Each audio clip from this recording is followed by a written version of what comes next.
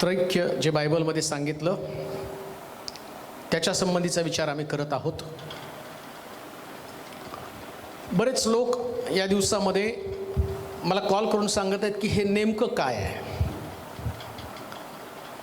मग पुष्कळ लोकांच्या डोक्यामध्ये ज्या शंका आहेत, आता कुठं 30 पट, कुठं 60 पट, कुठं 100 पट. त्यामुळं काही लोकांना जे समजलं त्यांना असं वाटतं तेवढंच खरं आहे, पण ते 30 पट असेल. काहींना फक्त यहोवा देव समजला 30 पट असेल. ज्यांना पिता समजला, ज्यांना पुत्र समजला कदाचित ते 60 पट असेल. परंतु 100% ट्रूथ आम्हाला समजून घेणं गरजेचं आहे.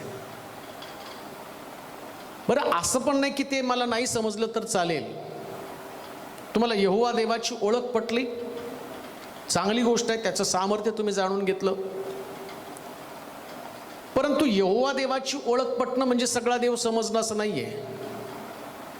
मग पुन्हा येशू ख्रिस्ताला जगामध्ये येण्याची गरज लागलीच नसती. यशाचा ग्रंथ अस्तित्वात येण्याची गरज लागलीच नसती.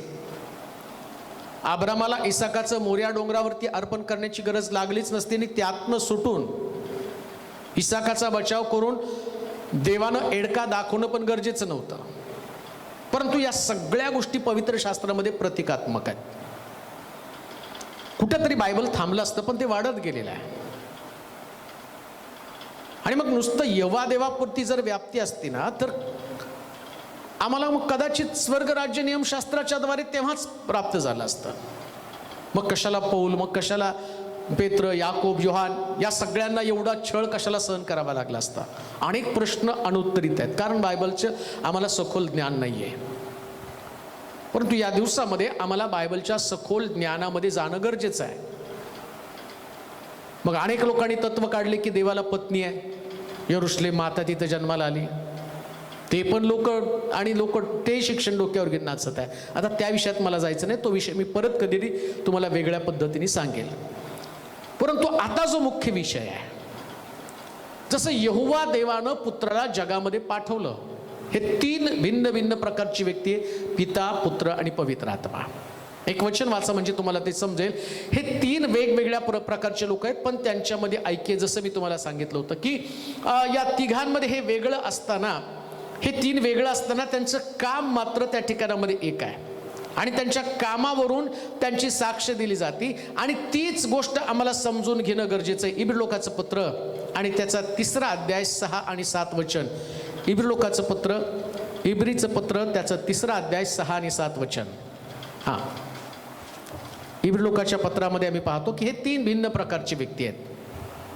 हां, ख्रिस्त तर देवाच्या घरावर नेमलेला पुत्र या नात्यानं विश्वासू होता. आणि आपण आपला भरोसा व आपल्या आशेचा अभिमान शेवटपर्यंत दृढ राखल्यास त्याचे ते घर आहोत.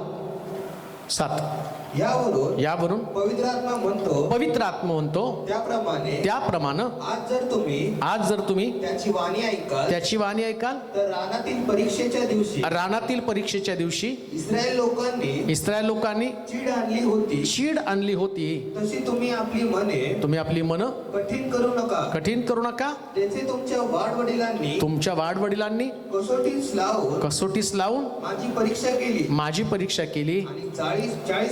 40 वर्ष माझी कृत्य पाहिली. पहा इथं परत वचन 6वं वचन.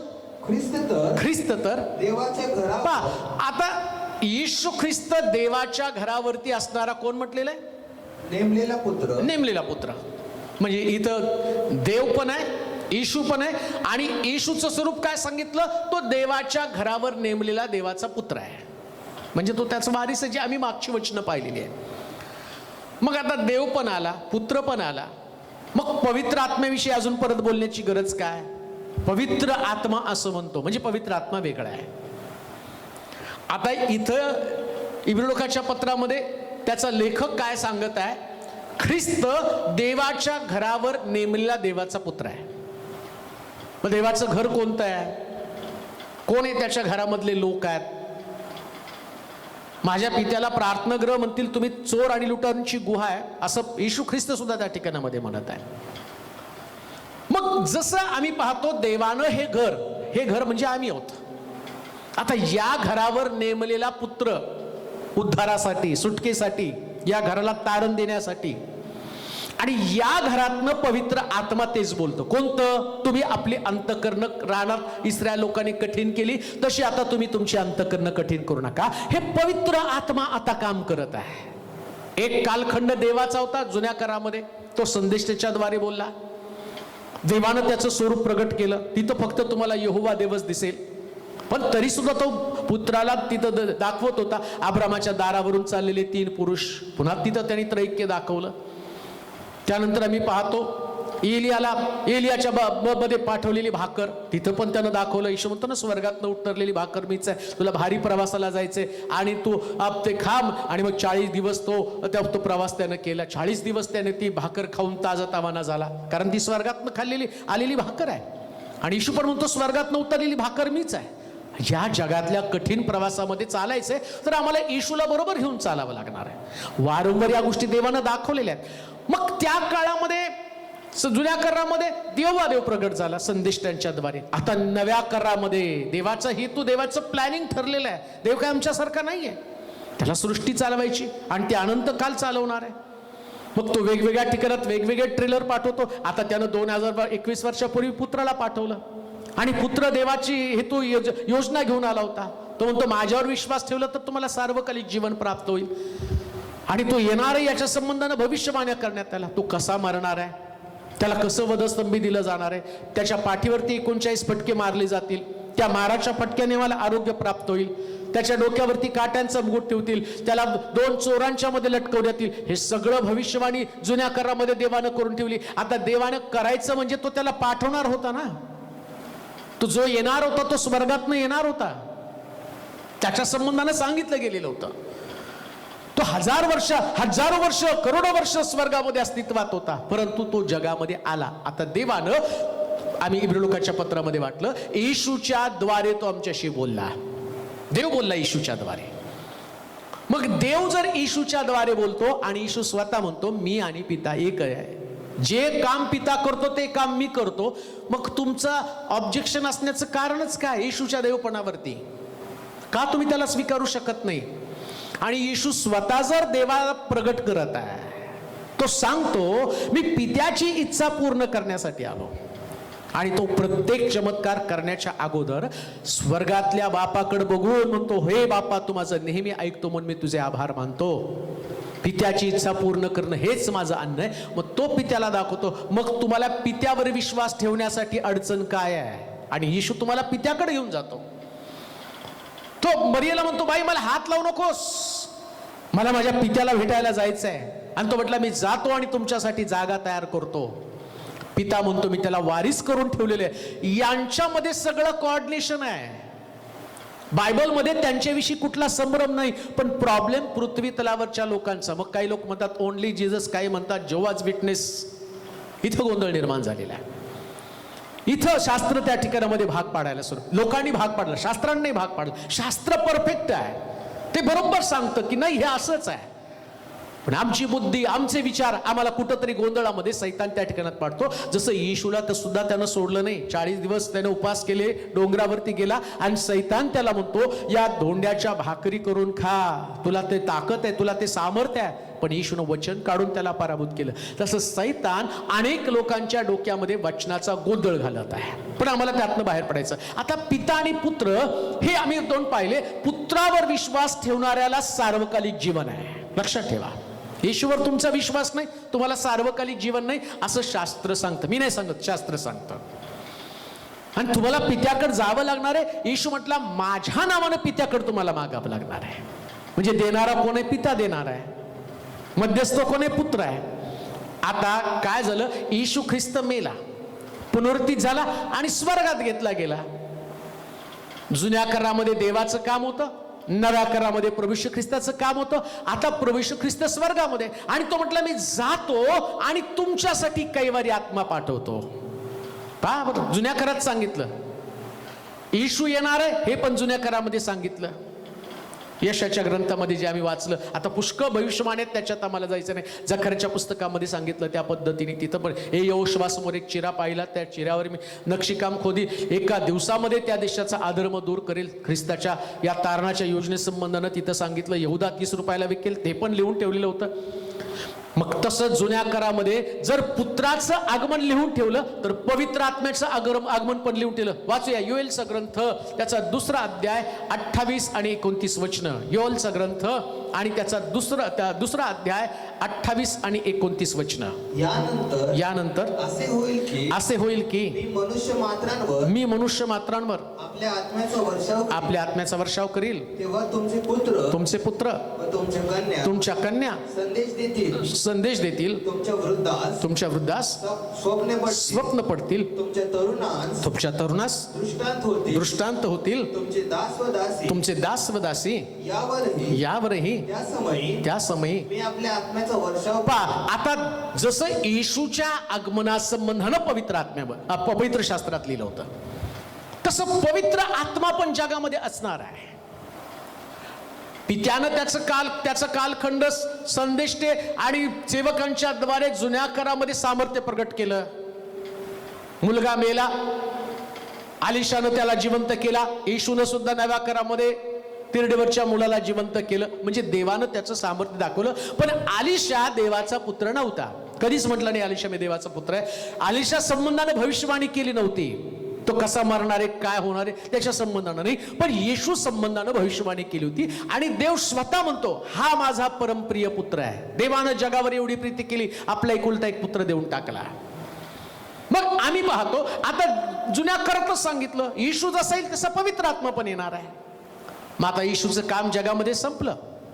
तारणाची योजना समजावून सांगितली, लोकांना विश्वास ठेवायला सांगितला, लोकांनी विश्वास ठेवला, तारण मिळवलं. आता तारण मिळवलं मग संपलं का?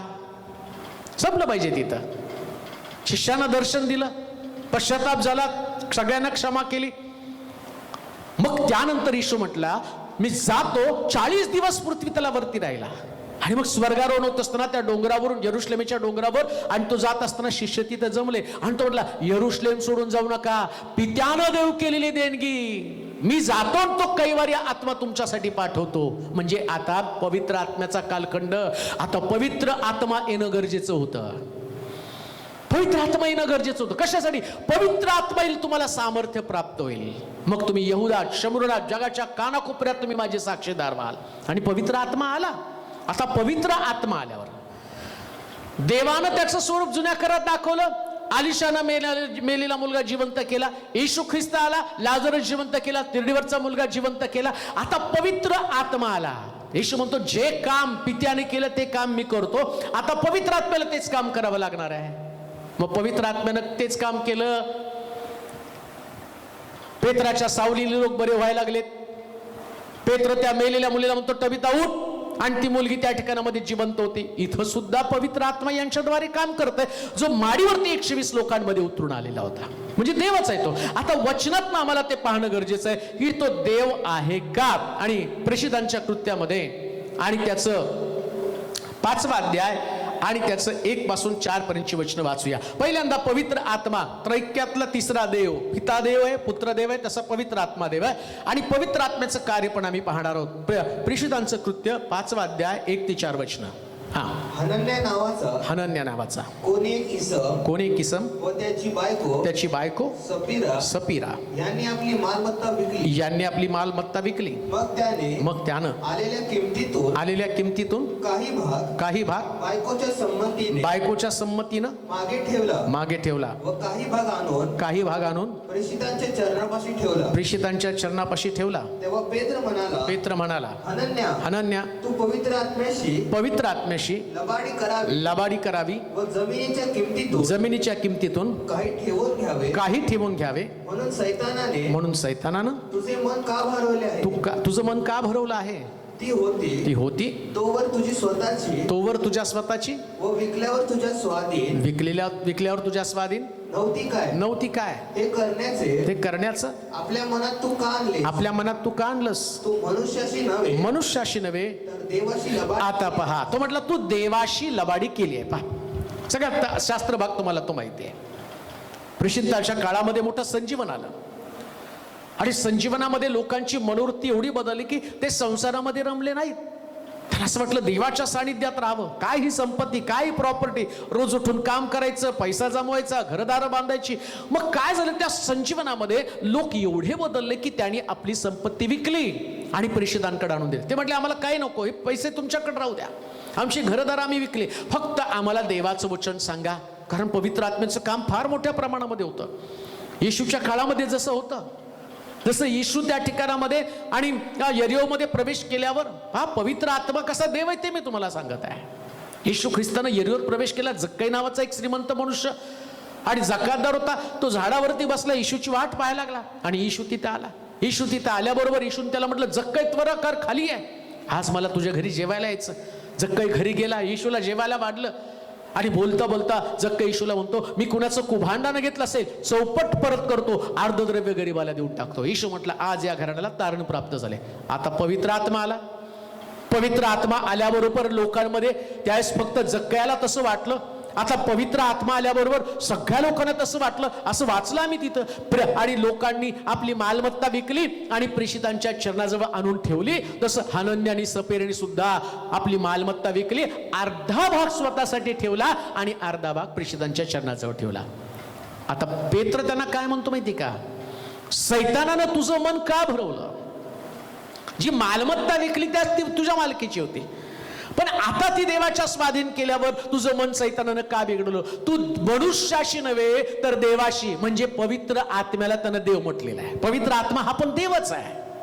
आणि लक्षात घ्या, एखाद्या व्यक्तीमध्ये जसं देवानं आपलं काम येशूच्या द्वारे पूर्ण केलं, पित्याची इच्छा पूर्ण करणं हे माझं अन्न आहे. येशू ख्रिस्त म्हणतो पित्यानं जी कामं मला सांगितली ते काम मी करत आहे. आता पवित्र आत्मा स्वर्गामध्ये असल्या कारणानं त्याला देवानं जबाबदारी सोपवली. तो म्हटला येशूच्या अखत्यारीमध्ये तुला जाऊन काम करायचंय. आता पवित्र आत्मा असल्या कारणानं, जसं मानवी आत्मा आहे, माझ्यामध्ये एक आत्मा आहे, मी आता बोलतो ना तो माझा देह, पण त्याच्यामध्ये आत्मा आहे, मन आहे, एक मानवी आत्मा आहे. आणि माझं मी जे तुम्हाला सांगतो ना, आता मी फक्त बोलत आहे, परंतु वचन सांगताना आत्मा सांगत आहे, मी नाही सांगत. मग तसे तर सगळेच वचन सांगत आहे, सगळेच प्रीचिंग करत आहे. मग काही लोक म्हणतात तुमच्या प्रीचिंगने आम्ही बदललो. बऱ्याच लोकांच्या साक्षी आहेत.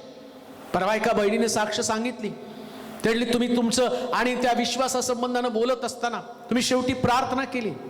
आज जे या ठिकाणामध्ये आहेत आणि प्रभू त्या आजारपणामध्ये, संकटामध्ये, व्याधिविकारामध्ये आहेत आणि त्यांना तू स्पर्श कर असं म्हटल्याबरोबर माझा मुलगा तापानं फणफणून आजारी पडलेला होता आणि तो वेदनेने तळफडत होता. आणि तेव्हाच मी म्हटलं देवा ते जे शब्द बोलतात ते शब्द माझ्या मुलासाठी मी स्वीकारत आहे. आणि असं म्हटल्याबरोबर 3 तासाने बघते तर माझ्या मुलाला गेले आणि कित्येक दिवस ताप होता, परंतु ते शब्द स्वीकारले आणि माझा मुलगा जागेवरती बरा झाला. का? कारण हे बोलतो कोण बोलत आहे? पवित्र आत्मा, आणि तो देव आहे. आता हा मनुष्य तेलोरेने काम करत, कोण काम करतो? पवित्र आत्मा, तो देव आहे, तो लोकांना आरोग्य देतो.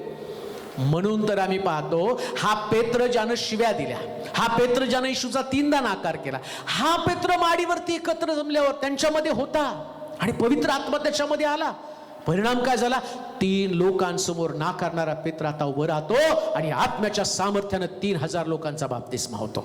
हाच पेत्र आम्ही सुंदर नामे दरवाजाजवळ पाहतो की लंगडा भिकारी बसलेला असताना माझ्याकडे सोनं रूप काही नाही, जे आहे ते मी तुला देतो, उठ येशूच्या नावानं चालू लाग. येशूनं लंगडे चालवले. आता पेत्रामध्ये पवित्र आत्मा आला आणि पवित्र आत्मा देवाचं अलौकिक सामर्थ्य त्याच्यामध्ये. आणि म्हणून आम्ही पाहतो लंगडा भिकारी उड्या मारत देवाच्या मंदिरामध्ये चालत गेला असं लिहिलं. आणि तिकडे सुद्धा येशूने जे लंगडे बरे केले, आंधळे आणि त्यांना दृष्टी दिली, मुके बोलू लागले, येशूच्या मागे मंदिरात चालत गेले असं लिहिलं. त्याने देवाचं गौरव केलं. मग पवित्र आत्म्याच्या अस्तित्वाविषयी आमची शंका का? इथं प्रेषित लोक म्हणतात ज्यांनी पवित्र आत्माचा अनुभव घेतला, ज्यांच्यावरती पहिल्यांदा पवित्र आत्मा आला, आणि ते म्हणतात की पवित्र आत्म्याशी लबाडी करावी म्हणजे देवाशी तू लबाडी केलेली. लक्षात घ्या, पवित्र आत्मा सुद्धा हा एक देव आहे. अजून पुरावा काय याच्यामध्ये? कसं काय त्या कॅटेगरीमध्ये तुम्ही त्याला बसवाल? लुकाचं शुभवर्तमान 1 अध्याय आणि त्याचं 21 वचन वाचा. लुकाचं शुभवर्तमान 1 अध्याय 21 वचन वाचा. लूक शुभवर्तमान 1 अध्याय आणि 21 वचन. इकडे लोक जखऱ्याची वाट पाहत होते. हा, जखऱ्याची वाट पाहत होते. व त्याला पवित्र स्थानात उशीर लागल्यामुळं त्यांना आश्चर्य वाटले. तो बाहेर आल्यावर त्यांच्या बरोबर बोलता येईना. तेव्हा त्याला पवित्र स्थानात दर्शन झालं आहे असे त्यांनी ओळखले. तो त्यास खुणा करीत होता. तो तसाच मुका राहिला. मग त्याच्या सेवेचे दिवस पूर्ण झाल्यावर तो आपल्या घरी गेला. त्या दिवसानंतर त्याची पत्नी अलिशिबा गरोदर राहिली आणि 5 महिने एकांतात राहिली. पहा, इथं सुद्धा तुम्हाला पवित्र आत्म्याचं काम दिसेल. आणि त्याच्या पलीकडे जाऊन एक वचन आम्ही वाचणार आहोत, मग तुम्हाला त्या ठिकाणी समजेल. मत्त्याचं शुभवर्तमान 28 अध्याय आणि त्याचं 19 वचन आम्ही वाचणार आहोत. मत्त्याचं शुभवर्तमान 28 अध्याय 19 वचन. हा, तेव्हा तुम्ही जाऊन सर्व राष्ट्रातील लोकांस शिष्य करा. त्यास पित्याच्या पुत्राच्या व पवित्र आत्म्याच्या नावानं बाप्तिस्मा द्या. आता बाप्तिस्म्या संबंधानं पण सांगितलं. ते सांगत असताना काय सांगितलं येशूनं? येशू स्वतः सांगतो, मला पित्यानं पाठवलं. देव पिता त्याच्याविषयी खात्री देतो. सगळा अधिकार मी तुझ्या स्वाधीन केलं, वारीस तुला केलं, निर्णय तू घ्यायचे, मी फक्त निर्मिती करून ठेवलेली आहे. तू माझा परमप्रिय पुत्र आहे, माझा तुझ्यावरती विश्वास आहे. तू जे बोलशील ते तो होतं. मी माझ्या मनचं काही बोलत नाही, जे पित्यानं सांगितलं तेच मी तुम्हाला सांगत आहे. येशू प्रत्येक वेळेस ते सांगतो बरं का. आणि पित्याचा त्याच्यावर विश्वास आहे. आता पित्याचा त्याचा विश्वास आहे. येशूचा शब्द म्हणजे अंतिम शब्द आहे. कारण देवानं येशूला शब्दाच्या द्वारे निर्माण केलं. प्रारंभी शब्द होता, शब्द देवाचा होता, शब्द देही झाला, त्यानं आमच्यामध्ये वस्ती केली. आता देवाचा शब्द म्हणजे येशू आहे. म्हणजे येशू जे बोलल ते खरं आहे. आता येशूनं सांगितलं काय? जाऊन सर्व राष्ट्राला शुभवर्तमान सांगा, त्या शिष्य करा, त्या पित्याच्या पुत्राच्या आणि पवित्र आत्म्या. आता 3 भिन्न प्रकारचे लोक असल्याशिवाय मग नुसता एकच देव असतात तर तो म्हणला पित्याच्या नावानं बाप्तिस्मा द्या. समजा नुसता पुत्रच देव असतात तर तो म्हटला असता जाऊन येशूच्या नावानं बाप्तिस्मा द्या. पण तसं नाहीये. तर लोकांचं तारण होणं, त्यांचा बाप्तिस्मा होणं, त्या बाप्तिस्म्याच्या प्रोसेसमध्ये या 3 लोकांची नावं येणं गरजेचं आहे. या 3 लोकांचं नाव उद्धृत करणं गरजेचं आहे. म्हणजे तारण होण्यासाठी किंवा तारणाचा फॉर्म्युला किंवा तारणाचं परफेक्शन, तारणाचं पूर्णत्व कशामध्ये? या त्रैक्य देवामध्ये. पिता, पुत्र आणि पवित्र आत्मा. जे प्रेषित लोक म्हणतात तो मनुष्याशी नव्हे तर देवाशी लबाडी केलेली आहे. आणि ते पवित्र आत्म्याशी नाही लबाडी, तू पवित्र आत्म्याशी लबाडी केलेली आहे. पवित्र आत्मा म्हणजे त्यानं त्याला देव म्हटलेलं. आता येशूनं पण कबुली दिली. शिष्यांनी, जे शिष्य हे बोलत आहेत ना, यांना ते महत्व होतं. त्यांना माहिती होतं येशूनं काय सांगितलेलं आहे. येशूनं त्यांना शेवटची आज्ञा दिली होती, बाप्तिस्मा द्याल ना, त्याच 3घांची नावं तुम्हाला घ्यावी लागेल. म्हणून 3घांच्याच नावानं बाप्तिस्मा व्हायला पाहिजे, नुसता येशूच्या नावानं नाही. नुसतं येशूच्या नावानं नाही, कुठल्या संताच्या नावानं नाही, या 3घांच्या नावाचं. आणि तिथं नाव घ्यावंच लागेल. मग पौलानं काय सांगितलं, यानं काय सांगितलं, त्यांनी काय सांगितलं, या गोष्टीला महत्व नाहीये. महत्व येशू जे बोलतो ते फायनल आहे. तिथं बरेच लोक म्हणतात नाही इथं असं लिहिलं तिथं. अहो, कोणी कुठं काय का लिहिना, फायनल येशूच्या बाबतीत झालेलं आहे. देवानं सांगितलं याचं तुम्हाला ऐकायचं, येशूनं जे सांगितलं तेच करायचंय. आणि तुमचा बाप्तिस्मा त्रैक्याच्या नावात झालाच नाही. आणि त्रैक्याच्या नावावर बाप्तिस्मा होण्याच्या ऐवजी होण्यासाठी तुम्हाला त्रैक्यावर विश्वास असला पाहिजे, पवित्र आत्म्यावर पण तुमचा विश्वास असला पाहिजे. आणि जर पवित्र आत्म्यावर तुमचा विश्वासच नाही, तुम्ही आता कुठं पवित्र आत्मा आहे आणि आम्हाला कुठं दिसतो तो? अहो, पवित्र आत्मा दिसत नाही, ते सामर्थ्य आत्मा दिसत नाही. आत्मा दिसत असतं तर देव पण तुम्हाला दिसला असता. परमेश्वर दिसत नाही तुम्हाला. का दिसत नाही? कारण तो आत्मा आहे. आणि आत्म्याला आत्म्याचं दर्शन व्हायला पाहिजे. मग जे लोक पवित्र आत्म्यानं भरले ना, ते प्रार्थना करायला लागल्यावर त्यांना ते दृष्टांत, देवाचं स्वरूप, देवाचा स्वभाव त्यांना दिसू लागला. कसा देव आहे, देवाचं दर्शन त्यांना घडलं. पौल आत्म्यामध्ये उचलला गेला, 3 स्वर्गामध्ये तो गेला. कारण त्याच्या आत्म्यात देह नाही पाहू शकत. आमचा देह फक्त मानवाला पाहू शकतो, मानवाला मानवाचं दर्शन घडतं. पण देव आत्मा असल्या कारणानं त्याला आत्म्याला आत्मा पाहू शकतो. म्हणून म्हटलं माझे लोक माझी उपासना आत्म्यानं आणि खरेपणानं करतील. म्हणून तुमचा त्रैक्यावर विश्वास असणं, त्या त्रैक्यातली एक व्यक्ती पवित्र आत्मा आहे. या पवित्र आत्म्याच्या सामर्थ्यावर विश्वास असला पाहिजे आणि ती माझी गरज आहे. म्हणून निकोदेमसला सुद्धा येशू ख्रिस्त ज्या दिवशी तो निकोदेमस येशूकडे आला आणि त्याला विचारलं स्वर्गात जाण्यासाठी मी काय केलं पाहिजे, त्यास येशू त्याला म्हणतो पाण्यानं आणि आत्म्यानं जन्मल्या वाचून. आत्म्याचा पण जन्म तुझ्यामध्ये आवश्यक आहे. जसं प्रभू येशू ख्रिस्त आम्ही पाहतो बाप्तिस्मा घेत असताना आणि पाण्यातनं वर आला, कबुतराच्या रूपानं पवित्र आत्मा त्याच्यावरती आला आणि पवित्र आत्मा आल्यावर त्यानं सेवेला सुरुवात केली. हे तुमच्या नव्या जन्माची सुरुवातच पवित्र आत्म्यानं. जसं पाण्याचं बाप्तिस्मा तसं पवित्र आत्म्याचं बाप्तिस्मा आहे. तो आमच्यासाठी आवश्यक आहे. कशासाठी आवश्यक आहे? काय पवित्र आत्मा करणार आहे? मग तो ठराविक लोकांसाठीच आहे का? प्रत्येक विश्वास धरणाऱ्याला पवित्र आत्म्याची गरज आहे. मित्र म्हणेल शास्त्रात असं लिहिले की त्याच्याशिवाय तुम्ही स्वर्गात जाऊ शकतच नाही, पवित्र आत्म्याची गरज आहे. प्रेषित लोकांनी तेच केलं, सगळ्यांना पवित्र आत्मा देत गेले. ज्यांच्या डोक्यावर हात ठेवेल त्यांना पवित्र आत्मा मिळत गेला. कारण योएलच्या ग्रंथामध्ये सांगितलं शेवटच्या दिवसामध्ये, अंतिम दिवसासंबंधानं म्हटलं, मी आपल्या आत्म्याचा वर्षाव मनुष्य मात्रावरती करेल. तुमचे पुत्र तुमचे कन्या संदेश देतील, म्हणजे भविष्यवाण्या करतील. आज ती भविष्यवाणी आमच्याकडनं का होत नाही? का आम्ही प्रॉफेसी करत नाही? का लंगडे चालत नाही? का आंधळे पाहत नाही? का त्या ठिकाणामध्ये लोकांच्या जीवनातले प्रश्न सुटत नाही? कारण त्यांच्यामध्ये आत्मा नाही, त्यांच्यामध्ये सामर्थ्य नाही. शमशनावरती तो पवित्र आत्मा आला, गाढवाचं जाभार घेतलं आणि त्यांनी हजारो बलिष्ठी मारले आणि पवित्र आत्मा येत होता, निघून जात होता. परंतु आता पवित्र आत्मा, आता आम्ही पाहतो येशू म्हटलं मी जातो आणि तुमच्यासाठी पवित्र आत्मा पाठवतो. पवित्र आत्मा तुमच्यामधील, तो तुमच्यामध्ये वस्ती करून राहील. आता पवित्र आत्मा जात नाही, तो आमच्यामध्ये वस्ती करून राहत आहे. म्हणून जगामध्ये आज आम्ही पाहतो की अलौकिक अद्भुत सामर्थ्य घडत आहे आणि पुष्कळ लोक तुम्ही पाहतायत ते बरे होत आहेत आणि अलौकिक अशा प्रकारचे तुमच्या बुद्धीला थक्क करणारे चमत्कार होत आहे. पवित्र आत्मा आहे आणि लक्षात ठेवा तो सुद्धा देव आहे आणि तो देव असल्या कारणानंच त्याचं देवत्व सिद्ध होत असताना, जसं येशूचं देवत्व पित्यानं सिद्ध केलं, तो म्हटला माझा परमप्रिय पुत्र आहे, त्याच्या देवत्व संबंधानं भविष्यवाणी लिहिली, इम्मॅन्युएल म्हणजे आमच्या बरोबर असणारा देव. आता येशूला माहिती की हे लोक माझ्यावर पण विश्वास ठेवतील, पित्यावर पण विश्वास ठेवतील. पित्याला माहिती होतं हे माझ्यावर विश्वास ठेवतील पण पुत्रावर विश्वास ठेवणार नाहीत. मग पित्याला सांगावं लागलं इम्मॅन्युएल म्हणजे आमच्या बरोबर राहणारा देव. ह्या दैवी गोष्टी इतक्या सहजासहजी लक्षात येत नाही, ते कन्फ्युजन निर्माण होतं. ते दिसत नसल्या कारणानं, माहीत नसल्या कारणानं आमचं आंतरिक मन किंवा जे बुद्धी आमची आहे ना ती आम्हाला त्याच्यावर विश्वास ठेवू देत नाही. मग येशूला पण सांगावं लागलं. एक वचन वाचा म्हणजे तुम्हाला समजेल की त्या ठिकाणामध्ये मत्त्याचं शुभवर्तमान 12 अध्याय 31 आणि 32 वचन. मत्त्याचं शुभवर्तमान 12 अध्याय 31 आणि 32 वचन. पहा, जसं येशूनं, जसं पित्यानं पुत्राला प्रगट केलं तसं पुत्र पण पवित्र आत्म्याला प्रगट करत आहेत. त्रैक्यातलं एक देव. वाचा. यास्तव मी तुम्हाला सांगतो की प्रत्येक पाप व दुर्भाषण यांची माणसांना क्षमा होईल परंतु पवित्र आत्म्याविरुद्ध दुर्भाषण आहे त्याची क्षमा होणार नाही. मनुष्याच्या पुत्राविरुद्ध कोणी काही बोलेल तर त्याची त्याला क्षमा होईल परंतु जो कोणी पवित्र आत्म्याविरुद्ध बोलेल त्याची त्याला क्षमा होणार नाही. तो कदाचित तुम्ही येशू विरुद्ध बोलाल, येशू विरुद्ध पण तो म्हटला देव म्हणून नाही सांगितलं बरं का.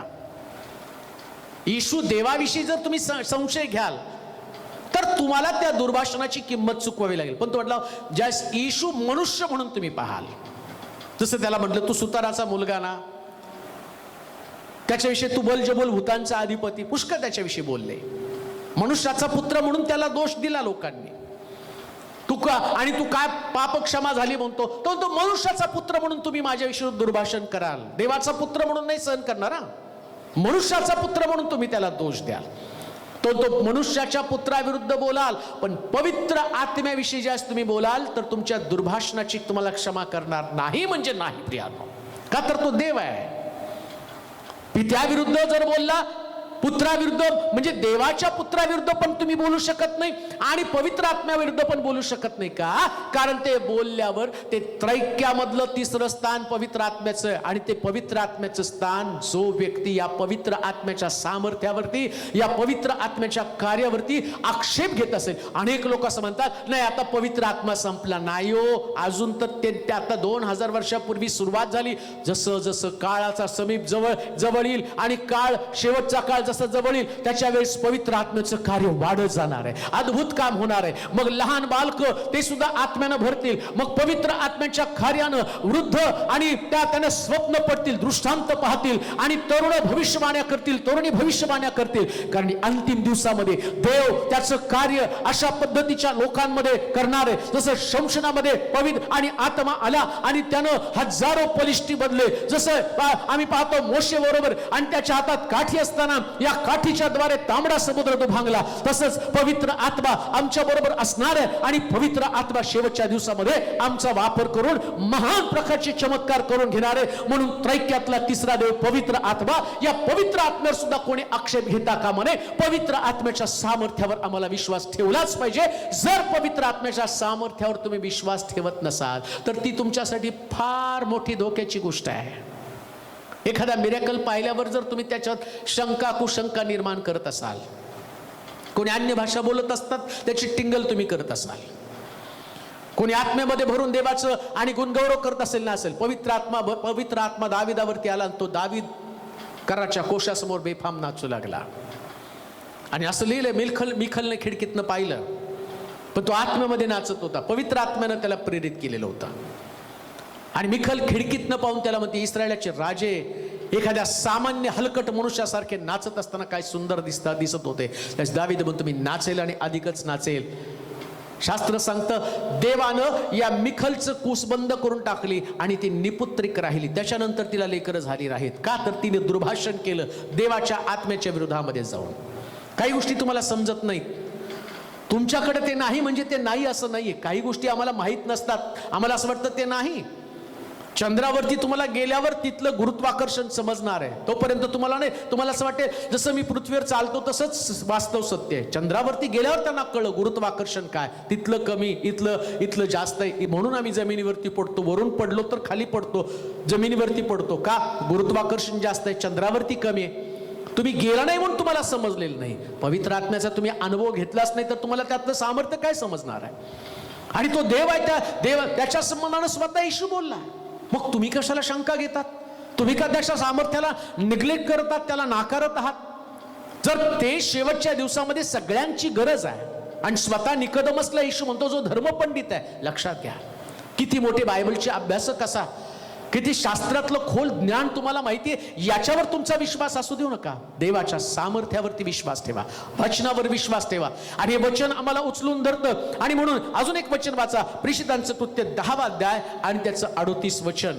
प्रेषितांचं कृत्य 10वा अध्याय 38 वचन. प्रकटीकरणाच्या पुस्तकामध्ये सुद्धा त्या ठिकाणात दिलेलं आहे. प्रेषितांच्या कृत्यामध्ये 10व्या 38 वचनामध्ये देखील वाचूया. प्रेषितांचं कृत्य 10वा अध्याय 38 वचन. नासोरी येशूला देवाने पवित्र आत्म्याचा व सामर्थ्याचा अभिषेक केला. तो सत्कर्मे करीत व सैतानाच्या सत्तेखाली असलेले सर्वांना बरे करीत फिरला. कारण देव त्याच्या बरोबर होता. पवित्र आत्म्याचा अभिषेक केला.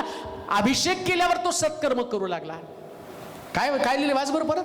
नासोरी येशूला देवानं पवित्र आत्म्याचा व सामर्थ्याचा अभिषेक. पवित्र आत्मा हे देवाचं सामर्थ्य, तो देव आहे. आणि नासुरी येशूला सांगितलेलं आहे त्याला. तो म्हणला ना, मनुष्याच्या पुत्राविरुद्ध बोलाल तर तुम्हाला क्षमा. कोण? नासुरी येशू हा मनुष्याचा पुत्र आहे. आता तो मानव पुत्र म्हणून आहे. जगाला मरियेच्या पोटी जन्माला आला, नासुरी येशू म्हणून जन्माला आला.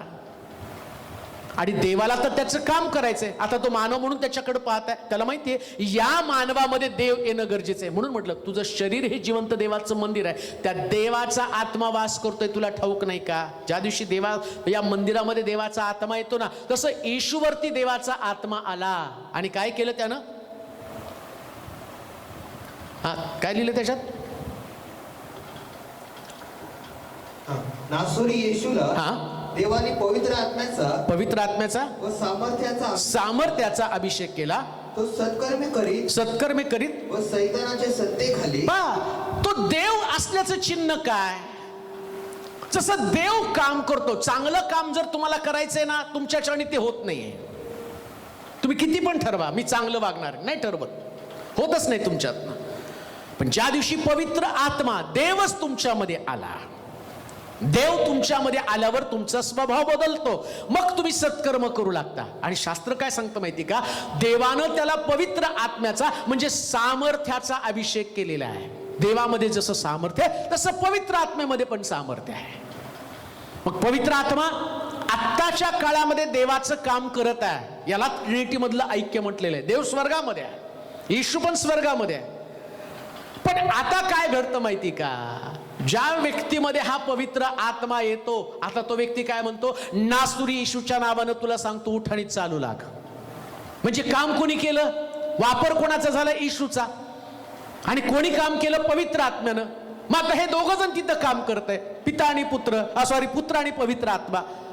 आणि देव स्वर्गामध्ये अधिकार तर यांना देऊन बसलेला आहे. येशूला अधिकार दिले. मग अधिकार येशूला दिल्या कारणानं आता पवित्र आत्मा काही स्वतंत्र व्यक्ती राहत नाही. ती काय करते माहिती का? ज्या व्यक्तीचं आणि त्या पवित्र आत्म्यानं ताबा घेतला त्या व्यक्तीला त्या ठिकाणामध्ये आम्ही पाहतो की तो व्यक्ती म्हणतो उठ, नासुरी येशूच्या नावाने तुला सांगतो चालू लाग, आणि तो लंगडा चालू लागतो. ते सामर्थ्य पवित्र आत्म्याच्या द्वारे प्राप्त झालं. म्हणून पुढे काय म्हटलंय?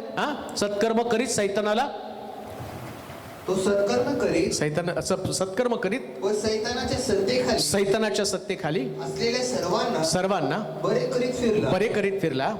कारण देव त्याच्या बरोबर, म्हणजे पवित्र आत्मा हा देव त्याच्या बरोबर होता. तसं यहोवा देव स्वर्गामध्ये होता ना, तसं पवित्र आत्मा. आता येशू ख्रिस्तानं सुद्धा या पृथ्वी तलावर असताना जोपर्यंत बाप्तिस्मा घेऊन पवित्र आत्मा त्याच्यावर येत नाही, नीट ऐका, 30 वर्षापर्यंत येशूनं चमत्कार नाही केले, नोंद नाही त्याच्या संबंधानं. 30 वर्षानंतर त्याचा बाप्तिस्मा झाला, पाण्यातनं वर आला. पाण्यातनं वर आल्याबरोबर देवानं दुसरा देव पवित्र आत्मा त्याच्यावरती पाठवला. आता येशू ख्रिस्त मानवाच्या स्वरूपातनं बाजूला झाला आणि पवित्र आत्मा म्हटलेला देव त्याच्यामध्ये आला. आणि या देवानं येशू ख्रिस्ताकडनं चांगली कर्म केली आणि येशूला पाहिल्याबरोबर ते म्हणतात, हे परात्पर देवाच्या पुत्रा तो आमच्यामध्ये का पडतो? कुठलं सामर्थ्य आलं? हे पवित्र आत्म्याचं सामर्थ्य, म्हणजे हा तिसरा देव त्याच्यामध्ये आला. आणि या पवित्र आत्म्यानं आम्ही पाहतो की या सैतानाच्या बंधनातनं असणाऱ्या सगळ्या लोकांना सुटका दिली. आणि तोच पवित्र आत्मा म्हटलेला देव आज त्याच्या सेवकांमधनं काम करत आहे आणि ते काम देवाचं आहे. म्हणून पवित्र आत्मा, पिता आणि पुत्र हे 3 भिन्न प्रकारचे लोक आहेत, पण त्या तिघांचं काम पण एकच आहे. कोणतं काम आहे? सत्कर्म, सामर्थ्य प्रगट करणं, लोकांना सैतानाच्या बंधनातनं तोडवणं आणि त्यांचा प्रवेश स्वर्गाच्या राज्यामध्ये करणं. म्हणजेच याला त्रैक्यातलं ऐक्य म्हटलेलं आहे. म्हणून येशू नाही म्हणून काम नाही थांबलं. आता संदेश ते पृथ्वी तलावरती त्यानं मर्यादित नाही ठेवले. जो कोणी त्याच्यावर विश्वास ठेवतो, जो पवित्र आत्म्याला स्वीकारतो, मग ती सामान्य व्यक्ती असू द्या, परत नीट कान देऊ नये का, किती पण सामान्य व्यक्ती असू द्या, त्याला काय क्वालिफिकेशन आहे पवित्र आत्म्यासाठी? फक्त विश्वास. देवावर तुमचा विश्वास आहे. मग तुम्हाला बोलायला येत नसेल, ज्ञान तुमच्याकडे नसेल. मोशे म्हणतो मी जड ओठाचा मनुष्य आहे. तो म्हटलं जड ओठाचा आहे ना, म्हणूनच मला तुला वापरायचं आहे. आस्खलिकीत बोलत असतं तर त्याच्यात काय देवाचं गौरव आहे? पेत्र मासे धरणार आहे, नाकारणार आहे, तरी देवाने त्याला निवडलं. थोमा अविश्वास दाखवणार आहे, तरी प्रभूनं त्याला निवडलं. पण माडीवरती 120 लोकांमध्ये पवित्र आत्मा आल्यावर यांनी इतिहास घडवला प्रियांनो. का तर पवित्र आत्म्याचं सामर्थ्य ते देवाचं सामर्थ्य आहे. म्हणून लक्षात ठेवा, तुम्ही कोण आहात याच्यापेक्षा तुमचा देवावर जर विश्वास असेल तर थोबासारखं तुमच्याकडनं प्रभावी सेवा घडेल, ज्यानं हिंदुस्थानला बदलून टाकलं. जर पेत्रासारखी तुमची सेवा घडेल, ज्याला पवित्र आत्मा मिळाल्याबरोबर लंगड्या भिकाऱ्याला त्यांनी चालवत मंदिरामध्ये घेऊन गेला. लक्षात घ्या, पवित्र आत्मा हा देव आत्ता या दिवसामध्ये काम करत आहे. हे त्रैक्यातलं प्रकटीकरणाच्या पुस्तकामध्ये 22व्या अध्यायाच्या पहिल्या वचनामध्ये वाचूया. प्रकटीकरणाचं पुस्तक 22वा अध्याय त्याचं पहिलं वचन. नंतर त्यानं देवाच्या कोकऱ्याच्या राजासनातून निघालेली नगरीच्या मार्गावरून कोकऱ्याच्या आणि देवाच्या. कोण आहे कोकरा?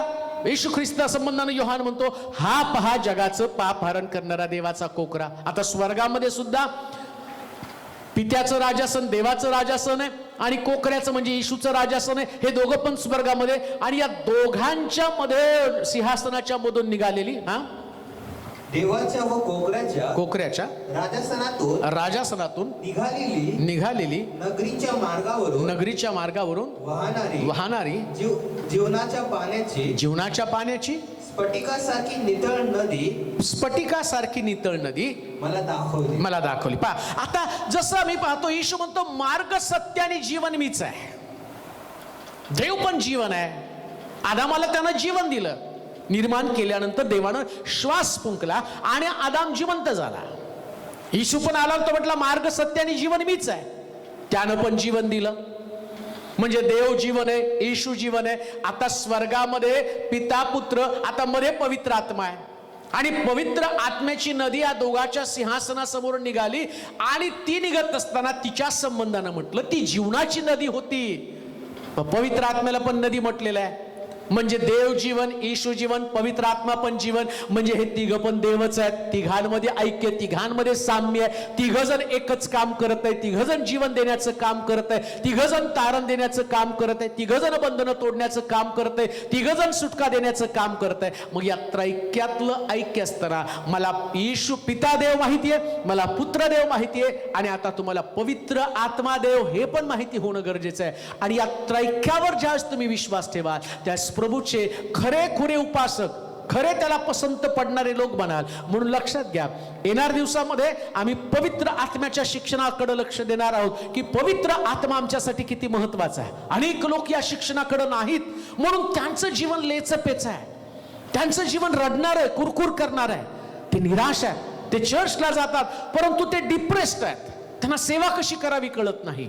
परंतु ज्या दिवशी हा पवित्र आत्मा त्याचं सामर्थ्य तुम्हाला समजेल, जे काम आत्ताच्या दिवसामध्ये देव करत आहे. येशू ख्रिस्ताचा कालखंड संपला. देव पित्याचा कालखंड, त्या कालखंडात त्यानं काम केलं. आता देवानं पुन्हा एकदा पवित्र आत्म्याच्या स्वाधीन जगाला केलेलं आहे, विश्वासणाऱ्यांना केलेलं आहे. येशू म्हटलं नाही का, त्या देणगीची तुम्ही वाट पहा, तो तुमच्यामध्ये येईल, तो तुमच्यामध्ये वस्ती करेल, पवित्र आत्मा तुमच्यामध्ये वस्ती करेल. देवाचे प्रिय लोको, आता चमत्कारासाठी इकडं तिकडं पाहू नका. येशूच्या नावानं पवित्र आत्मा तुमच्यातनं चमत्कार करेल, समोरच्या व्यक्तीमध्ये बदल करेल. ते गौरवी सामर्थ्य तुमच्यामध्ये आहे. तो देव तुमच्यामध्ये पवित्र आत्म्याच्या रूपानं आहे. मंडळीमध्ये पवित्र आत्मा काम करत आहे, परिवारामध्ये काम करत आहे, सभांमध्ये काम करत आहे, तुमच्या जीवनामध्ये काम करेल. तुम्ही पहिल्यासारखे राहणार नाही. फक्त तुमचा विश्वास त्या पवित्र आत्मा म्हटलेल्या देवावरती असला पाहिजे. ज्या दिवशी तुमचा विश्वास त्याच्यामध्ये असेल ना, त्या दिवशी तुम्हाला येशू म्हटला, शेवटच्या दिवसामध्ये जी असणारी मंडळी ती पहिल्या मंडळीपेक्षा अधिक काम करेल. पहिल्या मंडळीमध्ये येशू होता, आता शेवटच्या मंडळीमध्ये एक जबरदस्त सामर्थ्य म्हणजे पवित्र आत्मा असणार आहे. जसा येशू देव होता तसा पवित्र आत्मा पण देव आहे. जसं येशूने चमत्कार केले, तो म्हणतो माझ्यावर विश्वास ठेवणारा माझ्यापेक्षा मोठे चमत्कार करेल. आहात कुठं? आता तो देव पवित्र आत्म्याच्या रूपानं तुमच्यामध्ये आहे. आणि आता देवाचं वचन तुम्ही ऐकत आहात. मी तुम्हाला चॅलेंज करत आहे, आव्हान करत आहे, हे पवित्र आत्म्याच्या सामर्थ्यावर विश्वास ठेवा. तुमचा विश्वास आहे, अनुभवा. आता या क्षणाला तो पवित्र आत्मा तुमच्या शरीरातलं रोग निवारण करेल. या क्षणाला पवित्र आत्मा तुम्हाला सुटका देईल. आज पवित्र आत्मा या ठिकाणामध्ये, या चॅनलच्या माध्यमातून, या टीव्हीच्या माध्यमातून, या युट्यूबच्या माध्यमातून परमेश्वर पवित्र आत्म्याच्या रूपानं तुमच्या घरातला एक एक प्रश्न आणि त्यातून तुम्हाला बाहेर काढेल. प्रिय बहिणी, विश्वास ठेव, पवित्र आत्मा देव आहे आणि तो देव तुझ्यामध्ये काम करत आहे. तुझं गर्भधारण होत नाही, पण आता ते घडवून आणेल आणि तू स्वीकारशील आणि म्हणशील, पवित्र आत्मा देवा माझ्यावरती कृपा कर आणि सगळी परिस्थिती बदलून टाकेल. माझ्या नावानं पित्याकडे काही जे काही मागाल ते तुम्हाला देईल. पवित्र आत्म्यानं भरून प्रार्थना करा, तुमच्या परिस्थितीचं रूपांतर होईल. देवाचे प्रिय लोको, त्रैक्यातलं ऐक्य जपा. तिघांना आपल्या जीवनामध्ये महत्वाचं स्थान द्या आणि येणाऱ्या दिवसामध्ये तुम्ही एक अलौकिक अद्भुत जीवन देवबाप तुम्हाला आशीर्वादित करू. आपण प्रार्थना करू. सर्वसमर्थ देवा, तुझ्या महानतेबद्दल, तुझ्या अनुग्रहाबद्दल, तुझ्या कृपेबद्दल तुझे आभार मानतो. या अंतिम दिवसामध्ये तुझ्या लोकांना सत्य समजू दे. या सत्याचं प्रगटीकरण अनेक लोकांपर्यंत जाऊ दे माझ्या देवा. पुष्कळांची संभ्रमावस्था बदलून जाऊ दे. आम्ही त्रैक देव जोपासणारे आणि त्याची उपासना करणारे, त्याच्यावर विश्वास ठेवणारे लोक आहोत.